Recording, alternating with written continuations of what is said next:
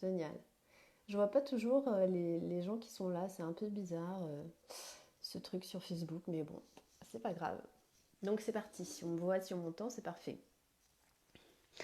Donc aujourd'hui, on va faire un petit live spécial, un petit live naturo spécial animaux. Donc je vais vous parler un petit peu, vous donner quelques indications, quelques pistes pour être au mieux avec son animal, entretenir une relation agréable et puis surtout aussi pour pouvoir l'aider le plus naturellement possible si besoin.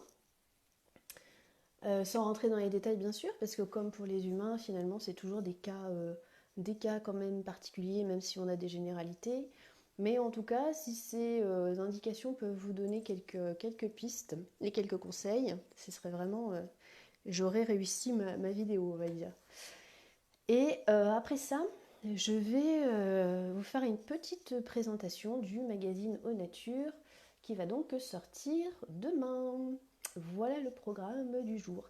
Donc si vous avez des questions par rapport à vos animaux et tout, alors je ne dis pas que je pourrais peut-être que je répondrai à tout, mais en tout cas, si vous avez des questions, n'hésitez pas à me les mettre en commentaire, ou même après, si vous voulez, s'il y a des points que j'ai peut-être pas évoqués pendant la vidéo ou quoi, et ben n'hésitez pas à m'envoyer un message privé ou un mail pour qu'on en reparle.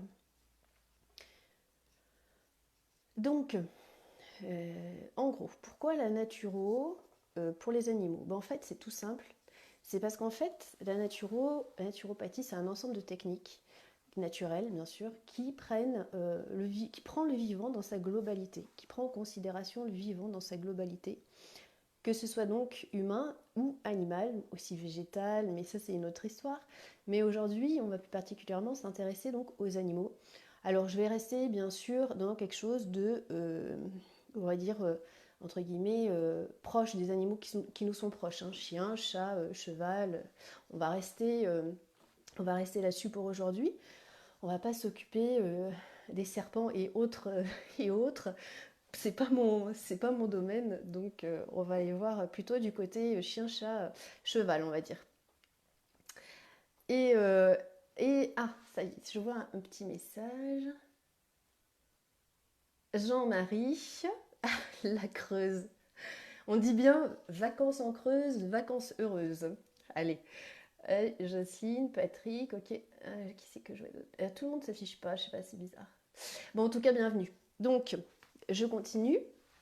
Euh, Donc l'idée de la naturopathie finalement c'est comme pour les êtres humains, c'est de prendre le vivant dans sa globalité et puis aussi d'aller chercher les causes des problèmes s'il y a problème.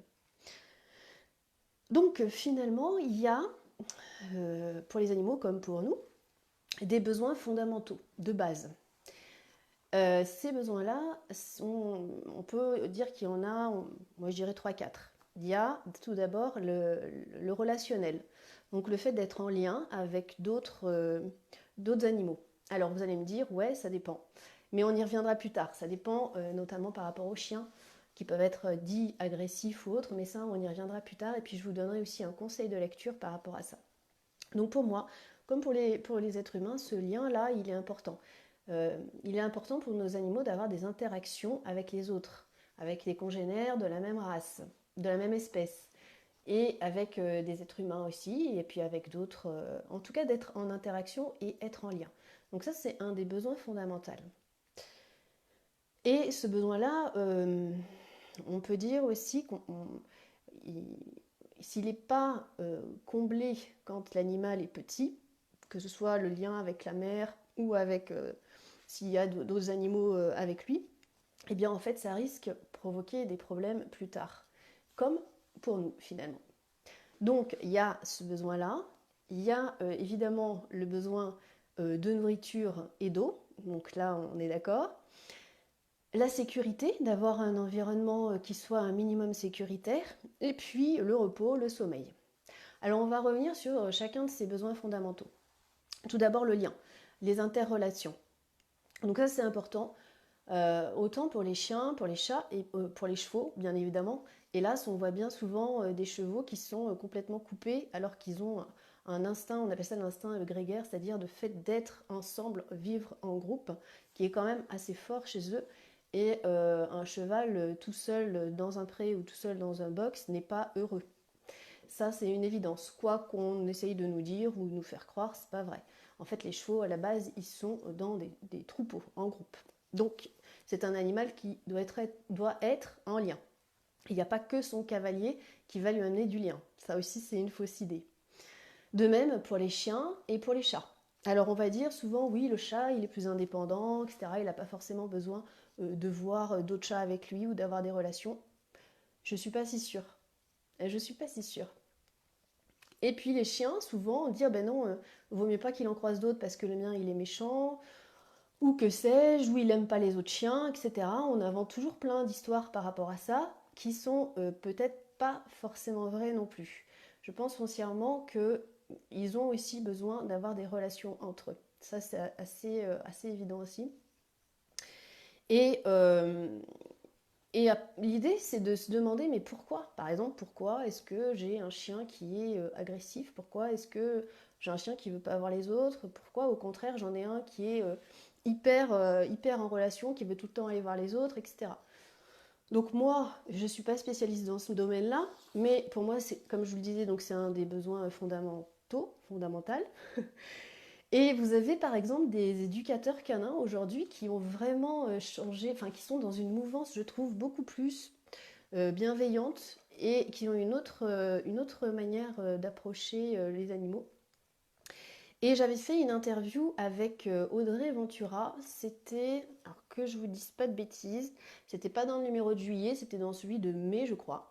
Audrey Ventura qui est comportementaliste pour les chiens mais aussi les chats, bon, ça se voit un peu moins mais aussi pour les chats, qui est comportementaliste éducateur canin et qui a écrit un bouquin dont le titre, c'est dommage je l'ai pas ici son livre, c'est Le chien, cet animal qui nous échappe.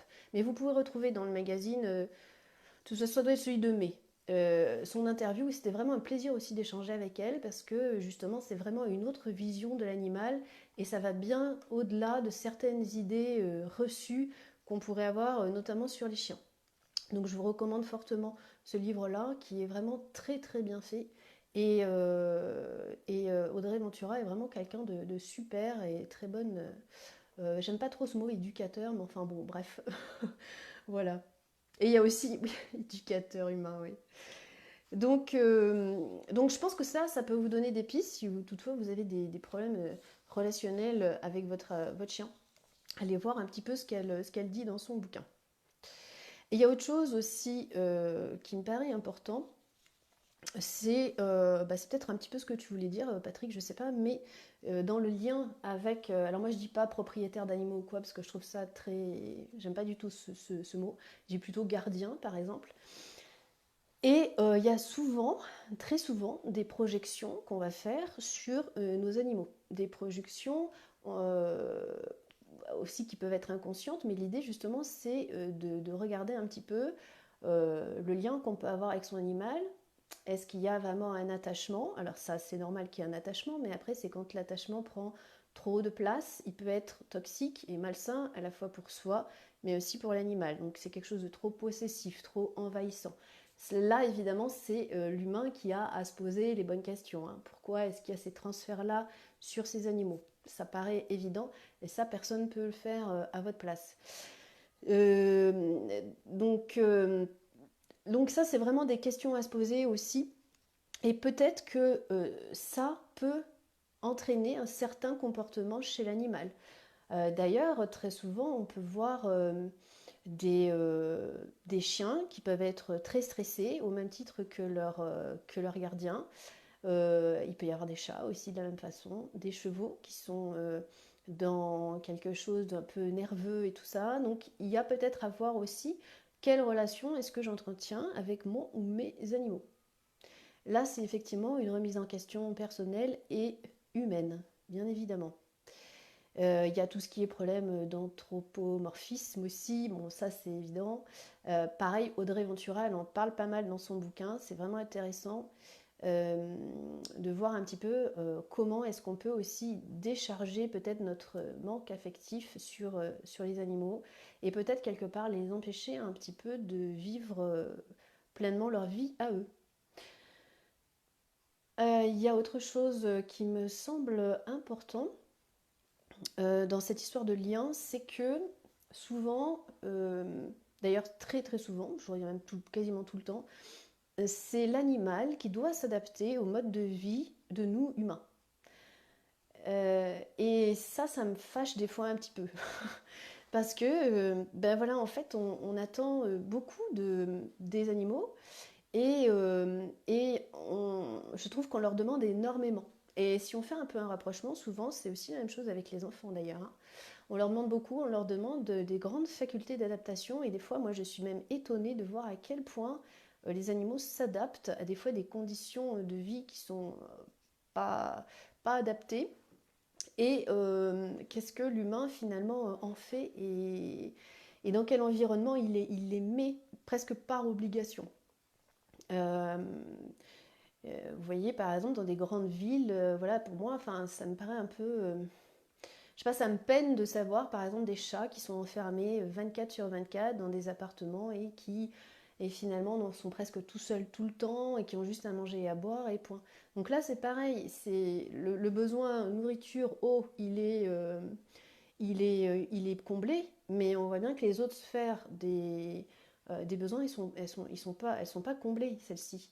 Donc je pense que c'est vraiment intéressant même de se faire pour soi dans sa relation avec ses animaux, cette sphère-là, avec ces quatre pôles principaux, qui sont donc le lien, la nourriture, l'eau, la sécurité et le repos. Pour moi, c'est vraiment hyper important. Et donc on peut voir, tiens, là c'est complètement comblé, c'est même surcomblé, ou peut-être dans celui-ci, bah, il n'y a pas du tout, ou là un petit peu. Et puis c'est, voilà. Après, moi je pense que des fois, ça serait plus à l'être humain quand même de s'adapter à son animal, quoi. Ou à ses animaux. On voit que c'est bien souvent le contraire. Et bon, moi, pour avoir des chevaux, c'est vrai que dans un temps passé, je montais en club équestre et à l'époque, j'avais pas forcément cette idée du lien et de pourquoi et tout. Mais aujourd'hui, je vois encore, et là, ça existe encore, bien sûr. Je dis pas, c'est pas un jugement, c'est pas un truc extrémiste ou quoi, j'en sais rien, mais c'est juste que de se poser la question quand même que bah, un cheval en boxe, on va dire 22 heures sur 24, est-ce qu'il est réellement heureux et est-ce que là, l'être humain s'est adapté aux besoins du cheval? Ben, la réponse, elle est clairement non. C'est-à-dire que c'est le cheval qui s'adapte aux besoins de l'être humain. Et les besoins de cet être humain, ils sont divers et variés. Ça peut être un besoin de, tiens, voilà, j'ai envie de te monter là maintenant dans une heure, donc tu es au box, c'est tranquille, moi j'ai rien à faire, je te prends, hop, et puis on va dans la carrière. Voilà, donc ça c'est c'est pas vraiment ce pourquoi est fait le cheval, quoi. Et quand on s'adapte à son animal, et ben c'est plutôt le contraire. Voilà, on va le laisser dans un pré, on va le mettre avec un abri et tout, avec tout ce qu'il faut, et puis quand on a envie de le monter, ben on va arriver plus tôt, et puis on va aller le chercher, et puis on va le brosser, et puis on va s'occuper de lui, etc. Ça, c'est plus une démarche cohérente. Donc, c'est juste pour dire que, de manière générale, c'est souvent quand même les animaux qui s'adaptent à l'environnement de l'être humain. Et peut-être que ça, quand même, ça porte à réflexion avant d'avoir des animaux et d'instaurer un lien avec eux. Ben oui, toi, Jocelyne, évidemment, oui, tu t'adaptes à lui pour qu'il soit heureux, bien sûr. Après, je pense que, voilà, chaque relation est différente, mais en tout cas, c'est quand même un petit peu un constat de, euh, de peut-être de méconnaissance aussi, ben, déjà de ses propres besoins à soi en tant qu'être humain, pour pouvoir après combler ceux d'un animal ou ceux d'autres êtres humains. Et c'est là qu'à mon avis, il y a peut-être un manque. C'est là-dessus, je pense. Voilà pour ce premier aspect. Ensuite, comme je vous disais, un autre besoin fondamental, bien évidemment, c'est l'aspect de la nourriture et de l'eau. Donc là, je vais peut-être donner des choses un petit peu plus pratiques, aussi de par mon expérience personnelle. Alors, souvent, tout ce qui est alimentation, au niveau des croquettes industrielles, d'ailleurs, alors là, c'est pareil, par contre, je ne l'ai pas, celui-là, bouquin, mais il y a eu un bouquin qui est paru, il faudra que je regarde, je crois bien que je devais l'avoir peut-être en PDF ou quelque chose. Si je le retrouve, ceux qui le veulent, vous me direz. sur les croquettes en fait et la fabrication des croquettes industrielles là et de bas de gamme, c'est immonde, hein. Donc jamais de la vie il faut donner ça à son animal parce que franchement, faut s'accrocher pour voir ce qu'il y a dedans quoi. Et puis alors là, pour le coup, c'est pas du tout adapté. C'est pas du tout adapté aux besoins de l'animal. Donc là, il faut vraiment faire attention à la qualité de ce qu'on leur donne à manger. Alors après, il y a toujours des débats avec les chiens. Est-ce qu'il faut leur donner manger cru, les trucs barf là, et tout ça. Ça, je sais pas. Moi, je suis mitigée. Après, oui, on peut, mais enfin, on peut alterner aussi. On peut aussi quand même trouver des croquettes de bonne qualité, pas forcément chez le vétérinaire. Alors, si vous êtes intéressé pour avoir une marque, parce que je ne veux pas faire de pub dans mes vidéos, vous m'enverrez un petit message et je vous enverrai un lien vers une marque qui, moi, franchement, convient vachement bien à mon chien, qui avait vraiment des problèmes de peau assez récurrents. Alors c'est sûr, ça venait pas que de l'alimentation, mais ça jouait beaucoup. Et en tout cas, depuis qu'il a ce mode d'alimentation avec aussi un peu de cru et d'autres choses de temps en temps, eh bien, il n'a plus aucun problème de peau. Donc là, vraiment, ça a été clair et net que ça l'a aidé à 90% pour résoudre ça. Donc, il y a quand même des choses de qualité qui sont aussi, tout en étant assez pratiques. Parce que oui, après, tout ce qui est nourriture crue et tout le bar, c'est quand même... Ben voilà, encore une fois, c'est pas toujours évident à gérer, puis ça dépend combien d'animaux on a, etc. Donc c'est assez compliqué. Mais la nourriture, pour moi, c'est hyper important, tout autant que quand on conseille ça aussi en naturo pour les humains. Mais c'est hyper important parce que de là peuvent découler quand même de sacrés problèmes, que ce soit des problèmes rénaux, des problèmes digestifs, des problèmes de peau, voilà, comme je vous disais tout à l'heure, mais aussi tout ce qui est problème de comportement. Et comme chez les êtres humains, des êtres humains qui vont manger trop de sucre, trop de trucs raffinés, trop de trucs qui vont détériorer la perméabilité intestinale, eh bien, ils vont, au fur et à mesure, ils peuvent aussi développer des trucs du style un peu agressivité, tension, stress, etc. Puis après, c'est le serpent qui se mord la queue. Et c'est donc pareil pour les animaux. Donc il y a aussi ça qui peut quand même influencer sur le caractère de l'animal. Si on a un chien qui est complètement avachi ou quoi, c'est que peut-être il a peut-être pas assez d'énergie dans son alimentation. Ou au contraire, si on a si on a un chien ou un chat qui est hyper speed, hyper nerveux, bon déjà il faut regarder aussi l'environnement autour, hein, et puis soi-même comment on est, parce que souvent il y a résonance. Et se poser la question, mais tiens, qu'est-ce que je lui donne à manger? Est-ce qu'il n'y a pas quelque chose à changer par rapport à son alimentation? Finalement, c'est la même démarche naturelle que pour les êtres humains. Pour l'eau aussi, c'est important d'essayer de leur donner une eau assez pure, voire filtrée, c'est bien. Et, euh, et si vous ne pouvez pas leur donner d'eau filtrée ou pure ou quoi, il y a l'argent colloïdal qui est vraiment très bien. Vous pouvez mettre un petit peu de temps en temps. Pareil, si vous voulez d'autres renseignements, vous pouvez me demander un message privé. Je vous enverrai des liens. L'argent colloïdal, ça, c'est juste génial. Peut-être je ferai un article un jour là-dessus d'ailleurs. Et aussi, quelque chose d'important, c'est faire attention dans quel récipient on met la nourriture et l'eau. Éviter tout ce qui est plastique, là, les trucs plastiques qu'on trouve dans les trucs d'animalerie ou quoi, là, il vaut mieux leur donner dans des bols comme nous, quoi, des bols comme ça, là, en, je sais pas quoi, là, en céramique. Enfin, des trucs sains, dans un matériau sain, parce que quand il y a évidemment l'eau qui stagne dedans et la nourriture, enfin, il y a un contact quand même avec la langue, la bouche et tout. Et, ben, voilà, c'est pas approprié. Donc, évitez le plastique, hein, ça c'est clair. Alors, un chien qui bâille constamment est un chien qui digère mal. Alors, oui, il y a sûrement de la digestion, mais s'il bâille constamment, là, oui, peut-être. Et mon chat bâille parce qu'il a sommeil. Oui, il y a peut-être aussi ça, mais des fois aussi, ça peut être des signes de décontraction. Encore une fois, ça dépend du contexte. C'est pas forcément ça. Un être humain qui bâille, oui, c'est vrai que c'est souvent dit qui digère mal quoi, ou que c'était un petit peu lourd, c'est possible, mais il n'y a pas que ça non plus, tu vois. Donc après, il faut remettre dans le contexte. Oui, et les gamelles en acier aussi, ouais, non, c'est vraiment à éviter, quoi. Donc ça, c'est comme des... des petits trucs auxquels on pense pas toujours forcément, mais qui sur le long terme peuvent vraiment avoir des effets un peu néfastes. Donc tant qu'à faire, autant faire bien. Et puis j'avais vu un truc aussi sur tout ce qui est couverture, les couvertures en synthétique, là, je sais plus comment on appelle ça, c'est pas le polyester, mais un truc synthétique, c'est pas très bon non plus pour eux. Donc vaut mieux utiliser les bonnes vieilles couvertures en laine de mamie ou des trucs comme ça pour son animal, c'est plus sain. Voilà, concernant tout ce qui est nourriture. Ensuite, de quoi je vous ai parlé tout à l'heure? De la sécurité. Voilà, donc la sécurité, en fait, que l'animal se sente un minimum en sécurité et qu'il ait un périmètre aussi où il a son endroit à lui.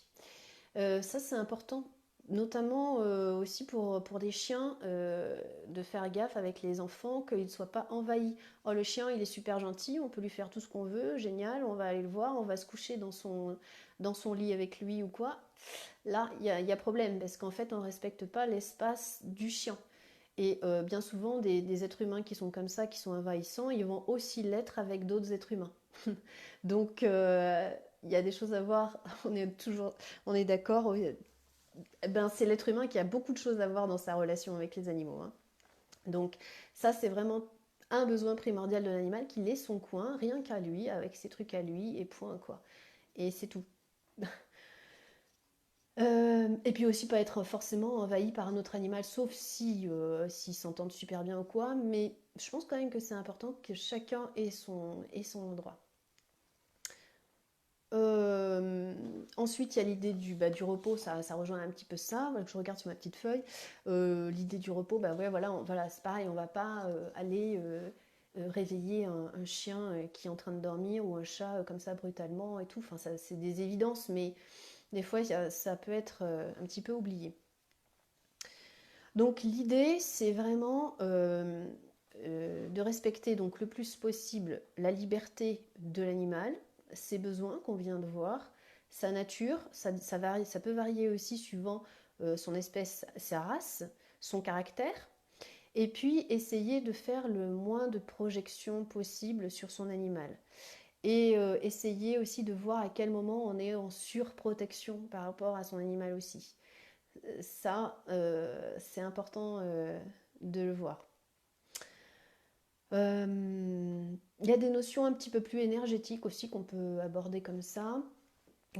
Souvent, l'animal, il capte des choses que nous, on ne capte pas forcément. Euh, donc, ça peut influencer sur lui, c'est-à-dire que, comme je disais tout à l'heure, si par exemple on est dans un environnement stressé ou si on n'a pas été là de la journée et puis qu'on a un chat qui reste tout le temps à la maison et puis finalement le soir on rentre et puis qu'on est hyper énervé, hyper stressé et tout, peut-être que ça va avoir une influence sur l'animal. Il y a des trucs énergétiques comme ça qui passent dans l'émotionnel aussi, hein, dans le lien. Donc c'est encore une fois à l'être humain de se positionner et de se questionner de comment il est dans son quotidien. Et est-ce que je respecte mon animal? Est-ce que je suis OK avec mes émotions? Ou voilà. Ça, c'est des choses très importantes. Alors maintenant, on va passer à des choses un petit peu plus pratiques, on va dire. Alors, bien sûr, mon idée là, c'est pas de dire n'amenez jamais votre animal chez le vétérinaire ou que sais-je, hein. On est bien d'accord, c'est pas là mon idée et des fois c'est indispensable de l'amener et c'est très utile. Maintenant, il y a, comme pour nous, êtres humains, des abus, à mon avis, et des choses qu'on pourrait largement éviter. Alors, je vais commencer par.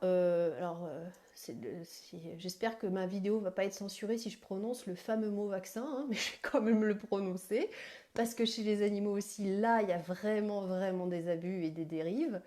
Euh, Moi, je sais que l'on a eu plusieurs chats par le passé où voilà, on était bien, bien gentils, on faisait bien comme on nous disait, hein, qu'il fallait aller chez le vétérinaire régulièrement, faire les rappels, machin et tout. Et puis, comme par hasard, ils ont développé ce qu'on appelle les fibrosarcomes pile à l'endroit où il y avait l'injection des vaccins, etc. Et eh bien, je veux dire, l'évidence était nette et claire. Et même à l'époque, il y avait carrément un vétérinaire qui l'avait avoué un petit peu en douce. Mais oui, Donc, j'ai pas dit encore une fois qu'il ne fallait pas faire de vaccin, hein, je dis pas ça, mais par contre être modéré. Et les rappels tous les ans, c'est pas vraiment forcément utile, hein. Donc là, il faut quand même réfléchir un petit peu aussi. Moi, je vois, j'ai mon chien qui a maintenant 14 ans, et je vais vous dire que ça fait au moins 6-7 ans qu'il n'a pas eu de vaccin et qui se porte super bien. Donc, voilà, mes chevaux, c'est la même chose. Et ils se portent super bien. Alors, bien sûr, mes chevaux font pas de concours, etc. Ils vont pas dans des trucs où là, c'est obligatoire, machin. Mon chien non plus. Mais encore une fois, est-ce que amener, je dis pas, juge pas, mais est-ce que amener son cheval en concours toutes les semaines, etc. et tout, est-ce que c'est réellement respecter ce qu'est un cheval? Je sais pas. Pareil pour les concours de chiens, les machins et tout ça. Enfin, moi, personnellement, je trouve ça juste sans intérêt. Donc, chacun fait comme il veut, mais chacun aussi voilà, va se poser les bonnes questions par rapport à ça. Le sujet est clos.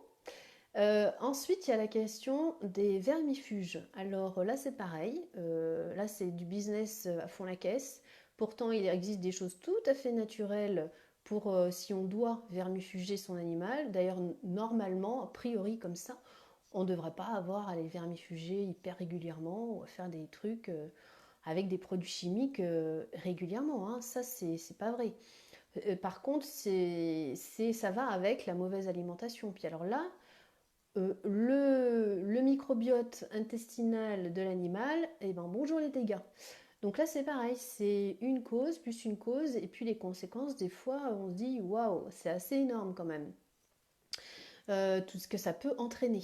Donc tous les vermifuges qui sont hyper chimiques et puis qui sont donnés très souvent, ça c'est vraiment pas bon parce que ça va bousiller le microbiote intestinal de l'animal. Donc il y a des choses qui existent toutes simples. Moi je vois par exemple pour mes chevaux, bah, je leur donne de l'ail en lamelles séchées et franchement ils n'ont aucun problème de verre et ils n'ont pas vu l'ombre d'un vermifuge chimique depuis longtemps et ils sont en pleine forme quoi. De temps en temps, je leur donne des bourgeons aussi. Après, ils ont une alimentation adaptée. Et c'est pareil pour les chiens et pour les chats. Moi, personnellement, ce que je leur donne, c'est de la chlorella et ça marche très très bien. Comme pour nous d'ailleurs, si on veut de temps en temps un peu se purger ou quoi, bon, on utilise ça et ça va très bien et ça marche super bien. Et ça a aucune action délétère sur le microbiote intestinal. Donc pareil, si vous avez besoin de renseignements sur des labos ou quoi, n'hésitez pas à me demander en message privé. Alors, qu'est-ce que je voulais vous dire d'autre? Pour les animaux, il y a des choses vraiment naturelles qui marchent très très bien. Euh, alors attends, qu'est-ce que tu me marques, Emma? Ben indispensable, j'en sais rien. Je sais pas en fait, hein. Mais après, moi, je suis pas spécialiste dans les vermifuges, tu me diras. Mais moi, je vois juste de par expérience que finalement, encore une fois, il faut aussi ramener les choses dans leur contexte, hein. C'est toujours pareil. Mais le contexte fait aussi que est-ce que c'est l'animal qui s'adapte à l'homme ou bien pas. Pas d'ail pour les chiens, oui, non, moi c'est pour les chevaux, hein. Quand je parle d'ail, c'est pour les chevaux. Pour les chiens, c'est plutôt tout ce qui est chlorella, par exemple, ça marche très très bien. Euh, Oui, alors donc, il y a des choses tout à fait naturelles qui sont hyper efficaces, que ce soit pour tout ce qui est anxiété, stress. Une fois qu'on s'est posé les bonnes questions, on peut essayer quand même de soulager aussi l'animal. Avec de l'homéopathie, avec les fleurs de bac. Il y a la gémothérapie, bien évidemment, aussi, qui s'adapte très bien. La gémothérapie, franchement, c'est pas mal du tout pour les animaux. Et je prends l'exemple d'une amie qui a un chat, qui est jeune d'ailleurs, il doit avoir peut-être 4 5 ans, et qui faisait des crises d'asthme à répétition tous les mois. Et donc, bah, évidemment, elle l'amenait chez le vétérinaire et tout. Et puis, bah, à part piqûre de cortisone, il n'y avait pas grand-chose d'autre, donc super comme programme. Écoute, je lui ai dit, écoute, essaye le bourgeon de cassis, tu lui donnes une goutte de cassis et puis on va voir un petit peu ce que ça donne. Et là, ça va au moins faire 6 mois que le chat n'a plus refait de crise. Alors le cassis, il faut un petit temps quand même, hein. Tout ce qui est bourgeon, il faut quand même un petit temps pour réguler le terrain. Ça, c'est pas non plus instantané. Il faut du temps quand même pour réguler le terrain, mais c'est hyper efficace. Moi, j'en donne aussi à mes chevaux de temps en temps. Je vais faire des cures de bourgeons. Donc, pour détoxifier, pour le foie, tout ça. Et franchement, c'est super. Donc, il y a vraiment plein de choses à faire naturellement pour les animaux. Et puis en plus, ils sont hyper réceptifs. Ils sont hyper réceptifs aussi aux fréquences, aux vibrations de la plante, du végétal, de ce qu'on leur donne. Donc même pour les chevaux, il n'y a pas besoin de mettre des quantités astronomiques parce qu'en fait, si ils sont réceptifs et si c'est vraiment adapté à eux, il va y avoir la vibration déjà aussi qui va rentrer en compte avant même l'action, on va dire, physique. Donc c'est très subtil tout ça, et l'homéopathie bien évidemment. Et d'ailleurs, je vais faire ma transition là-dessus, enfin presque ma transition, sauf si vous avez des questions ou autres, pour vous parler et vous présenter en quelques mots le magazine qui va sortir demain. Donc vous voyez bien, ma transition est magnifique. J'étais en train de vous parler d'homéopathie. Eh bien, donc je vais vous parler du magazine qui va sortir demain. Bah, finalement, je vais commencer avec elle, puisque donc dans, dans le magazine de... On est en quoi là? Novembre, décembre. Eh bien, il va y avoir une rubrique. J'ai la chance d'avoir interviewé donc deux médecins donc, dans la rubrique Osons voir, je me suis entretenue donc avec Martine Gardenal, qui est médecin homéopathe, dont je vous présente son bouquin. J'ai enlevé mon petit post-it. Hop. Voilà, donc elle a fait plusieurs bouquins, hein, mais notamment celui-ci, donc qui est véritablement une bible. Moi, je m'en sers très souvent. Vous pouvez très bien vous en servir pour vous, pour vos animaux ou pour qui vous voulez. Donc c'est un peu un pavé quand même, mais c'est vraiment génial. Et donc Martine m'a accordé une interview pour le magazine où on parle notamment d'homéopathie, où elle nous parle aussi de certaines expériences qu'elle a eues avec des animaux et qu'elle a aidé grâce à l'homéopathie. Elle parle un petit peu de son parcours aussi. Donc vraiment, c'est une super interview. Je suis vraiment ravie de vous la présenter dans le nouveau numéro du magazine. Donc, Martine, c'est fait. Ensuite, dans la rubrique Les fées du local. Alors, les fées du local, vous allez partir à la rencontre de Hubert qui, lui, en fait, est un randonneur, on va dire, assez exceptionnel, puisque bien, il va dans des endroits quand même assez incroyables, sans, comment on appelle ça, sans protection, sans rien du tout, avec juste ses mains et ses jambes, et il fait des ascensions juste incroyables. Donc vous verrez ça dans la rubrique Les fées du local. Je l'ai laissé dans la rubrique Les fées du local parce que c'est vrai qu'au début, quand je l'ai vu monter ces montagnes comme ça et tout, mais je me suis dit, mais ils sont complètement barjots. Et en fait, bah, c'est exceptionnel, quoi.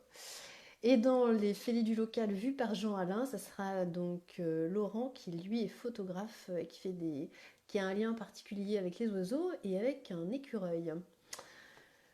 Alors après, il y a deux nouvelles rubriques dans ce magazine. Alors la rubrique de Jocelyne, qui est ici présente normalement, qui s'appelle Au message. Donc là, ben, on en revient avec les animaux aussi. C'est-à-dire que c'est voir un petit peu de manière plus subtile ce que des animaux dits, entre guillemets, sauvages ou quoi, ont peut-être dans leur énergie ou dans ce qu'ils amènent, qu'est-ce qu'ils nous amènent à voir.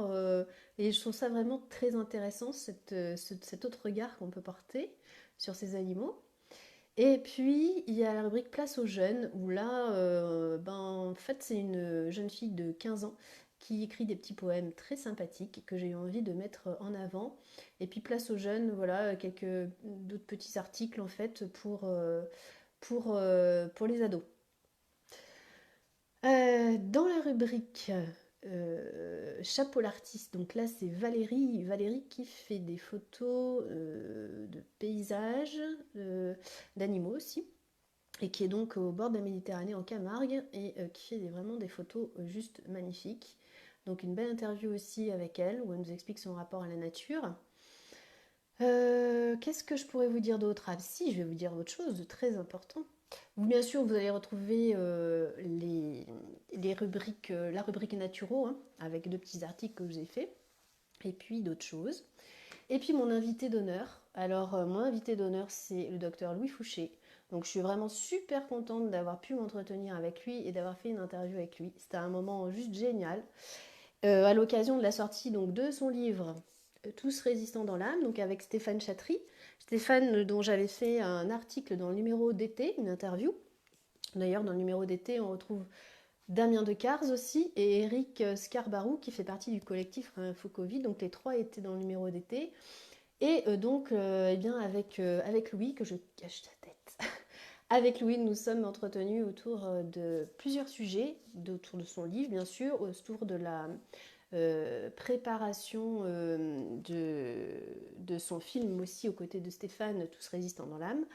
Et donc bah, là vraiment je suis super ravie de vous présenter cette interview parce qu'on est allé encore une fois, bah, ce qui est génial avec lui c'est qu'en fait c'est hyper riche, c'est hyper intelligent, c'est hyper vrai, c'est hyper authentique, c'est hyper naturel et c'est d'une évidence juste incroyable. Et donc ben, ouais, je suis vraiment ravie qu'ils fassent partie de ce magazine. Et puis aussi avec Martine, je trouve que ça va, ils vont vraiment très bien tous les deux dans ce magazine-là. Donc je vous laisse découvrir ça demain. Et puis avec aussi des photos exclusives du tournage du film. Donc là, vraiment, je suis super contente de vous offrir ce nouveau numéro. Et je crois que j'ai fait le tour pour aujourd'hui. Donc j'espère que tout ça vous a éclairé un petit peu, vous a donné quelques pistes peut-être aussi pour vos animaux et puis que ça vous a donné envie de lire le magazine qui sort demain. Donc demain matin je le posterai sur ma page perso et puis sur cette page Naturo également. Voilà, donc si vous avez peut-être quelques questions pour terminer, ou sinon, eh bien, comme on disait dans le temps, on va rendre l'antenne. Mais je pense que ça, on va rendre l'antenne, ça doit se dire encore en creuse. Je vous rends l'antenne, je ne vous entends plus. Allez, bon bah super. Donc on se dit à demain pour le magazine. Et puis si vous avez des questions sur les produits ou si vous avez besoin d'autres infos ou quoi, n'hésitez pas à me contacter en message privé ou par mail. Je vous dis à très bientôt. Merci Thomas. Je vous dis à très bientôt pour un prochain live. Je ne sais pas si vous aviez vu les petits posts que j'avais fait aussi auparavant sur la grossesse et l'accouchement. Donc le prochain article qui sera sûrement maintenant la semaine prochaine, ça sera sur les aides naturaux qu'on peut amener aux enfants.